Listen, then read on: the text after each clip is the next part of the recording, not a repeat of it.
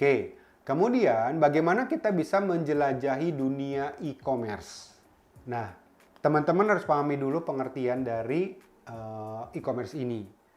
Bagaimana teman-teman bisa melakukan perdagangan online yang mencakup penjual dan pembelian produk atau layanan melalui internet. Dan saya yakin teman-teman udah tahu lah ya kalau e-commerce seperti Tokopedia, Shopee, TikTok dan lain-lainnya, Lazada dan lain-lainnya pasti udah tahu. Nah, sekarang bagaimana cara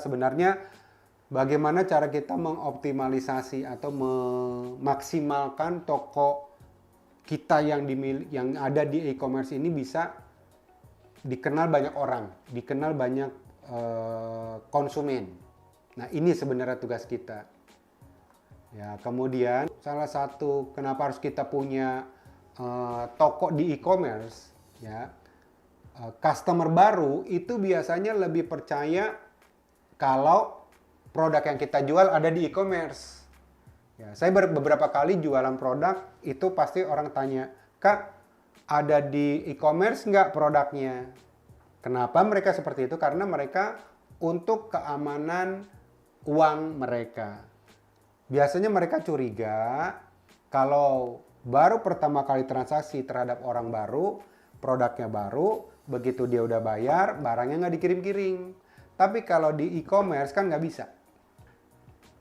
Ya, ada penjaminnya. Ada pihak ketiganya, yaitu siapa? Ya, e-commerce tersebut. Kalau barangnya belum diterima, uangnya belum bisa diterima oleh penjual. Kalau barangnya belum diterima oleh pembeli. Jadi barangnya harus diterima dulu oleh pembeli, baru uangnya bisa dicairkan. Ya, oleh si e-commerce tersebut. Nah, inilah kelebihan kenapa kita harus pakai e-commerce.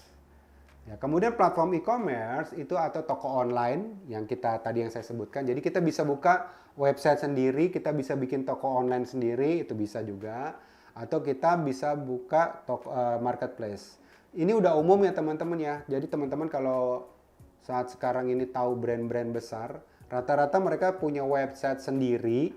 Kemudian mereka juga buka di e-commerce atau marketplace dan platform sosial pun mereka punya.